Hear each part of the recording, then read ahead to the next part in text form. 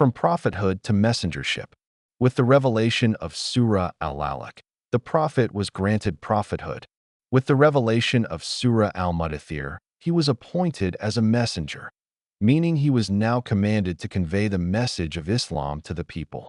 These verses marked the beginning of his mission.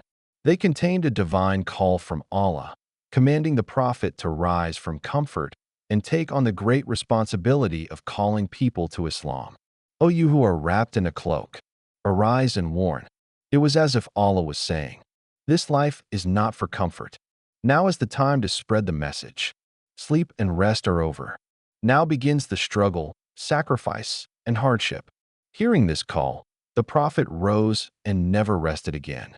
For over 20 years, he dedicated himself completely to the mission of spreading Allah's message.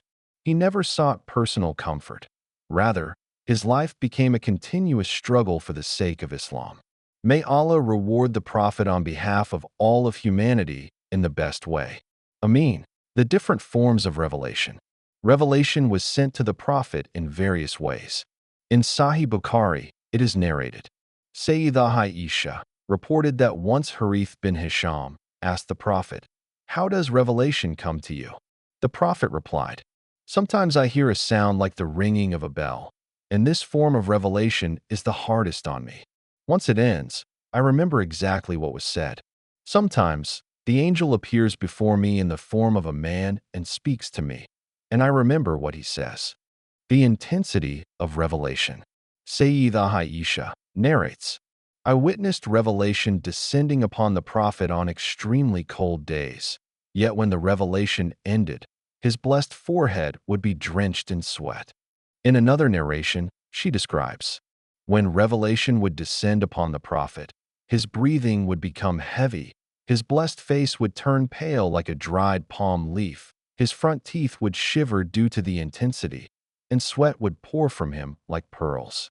At times, revelation was so intense that if it came while he was riding a camel, the weight of the revelation would cause the camel to kneel down.